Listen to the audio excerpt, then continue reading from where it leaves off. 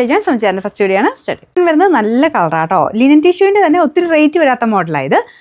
First ആദ്യത്തെ ഒരു pinkish പീച്ചിൻ്റെ ഒരു ഷെയ്ഡാണ്. നല്ല അടിപൊളി കളറാട്ടോ. അപ്പോൾ ഇതിൻ്റെ ദുപ്പട്ട വരുന്നത് ഫുൾ ഫ്ലോറൽ ഡിസൈൻ, ഭയങ്കര അഫോർഡബിളാണ്. ഈ ഒരു മോഡൽ വരുന്ന വെച്ച് നോക്കിക്കഴിഞ്ഞാൽ ഇതിൻ്റെ പ്രൈസ് വളരെ അഫോർഡബിളാണ്. ബോട്ടം വരുന്നത് കോട്ടൺ മെറ്റീരിയൽ കേട്ടോ.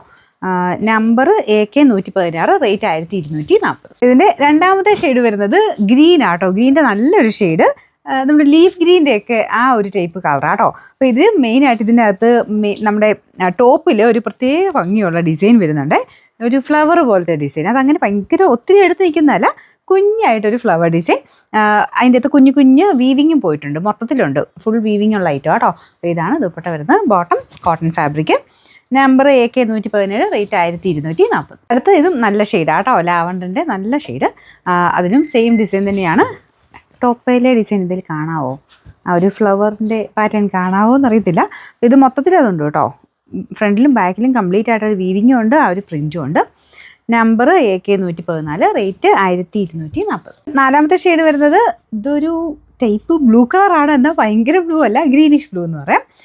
ഇതിൻ്റെ അകത്തും ഫുൾ ആ ഒരു പ്രിൻ്റൊക്കെ ഉണ്ട്. ദുപ്പട്ടയ്ക്കകത്ത് അത്യാവശ്യം തിക്നെസ് ഉള്ള ഫാബ്രിക് ആട്ടോ, നമ്മുടെ ടിഷ്യൂ മിക്സഡ് ഫാബ്രിക് തന്നെ, പക്ഷെ എന്നാലും സാധാരണ വരുന്നതിനേക്കാളും കുറച്ച് തിക്നെസ് ഉണ്ട്. ഇതാണ് ടോപ്പ് വരുന്നത്. ബോട്ടം കോട്ടൺ ഫാബ്രിക് കേട്ടോ. കളറിന് ചെറിയ വേരിയേഷൻ കാണും, ഗ്രീനിഷ് ബ്ലൂ ആണ് കളറ്.